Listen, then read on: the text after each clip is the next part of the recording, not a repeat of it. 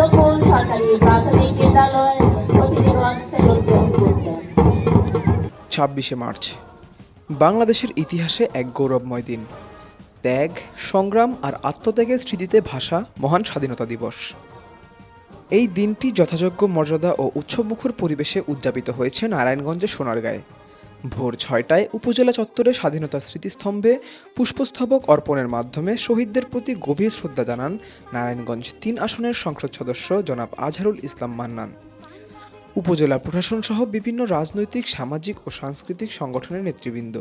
এরপর অনুষ্ঠিত হয় একটি বর্ণাঢ্য র্যালি, যা পুরো উপজেলা প্রাঙ্গণ প্রদক্ষিণ করে দিবসটির গুরুত্বকে আরও প্রাণবন্ত করে তোলে। দিনের দ্বিতীয় পর্বে সোনারগাঁও স্টেডিয়ামে শিক্ষার্থীদের অংশগ্রহণে তোপধ্বনি ও ক্রীড়া প্রতিযোগিতা অনুষ্ঠিত হয়। প্রতিযোগিতা শেষে বিজয়ীদের মাঝে পুরস্কার বিতরণ করা হয় একটি আনন্দঘন পরিবেশে।